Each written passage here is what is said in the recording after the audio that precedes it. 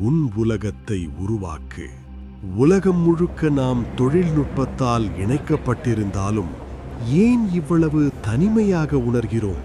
ஒரு பக்கம் அலைபேசி சத்தங்கள், மறுபக்கம் கோடிக்கணக்கான மனிதர்கள்.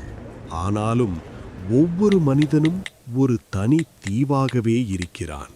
இந்தச் சூழலில்தான் எய்டலான் டைனமிக்ஸ் ஒரு புதிய அறிவிப்பை வெளியிடுகிறது. நினைவுகள் என்பது இழப்பதற்கானது மட்டுமல்ல, அதை மீண்டும் வாழ்வதற்கானது.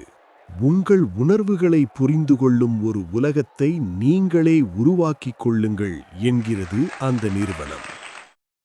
விக்ரம் 33 வயது இளைஞன். அவன் மனதில் அம்மாவை இழந்த ஆறாத வடு இருக்கிறது.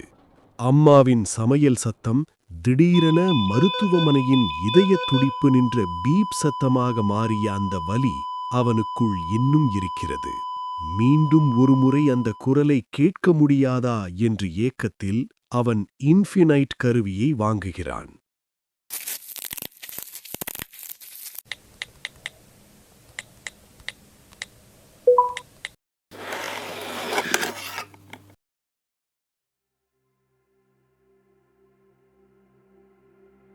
அந்த கருவியை அணிந்ததும் ஒரு வெற்று வெள்ளை வெளி தோன்றுகிறது.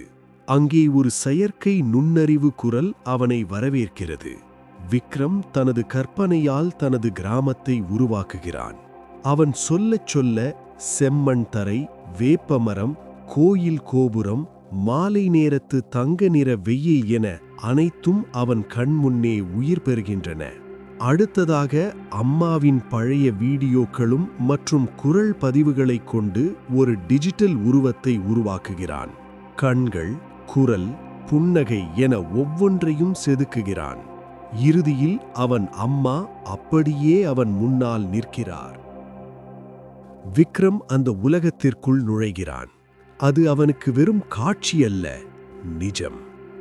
அம்மா அவனை பார்த்து, "என்னப்பா, சரியா சாப்பிட்டியா?" என்று கேட்கிறார். அதே அன்பு, அதே குரல். விக்ரம் கதறி அழுது கொண்டு அம்மாவை கட்டிப்பிடிக்கிறான். அந்த தொடுதலை அவனால் உணர முடிகிறது. விக்ரமை போலவே உலகம் முழுவதும் கோடிக்கணக்கான மக்கள் தங்களுக்கு பிடித்தவர்களுடனும் இழந்த உறவுகளுடனும் அந்த டிஜிட்டல் உலகில் இணைந்து கொள்கிறார்கள்.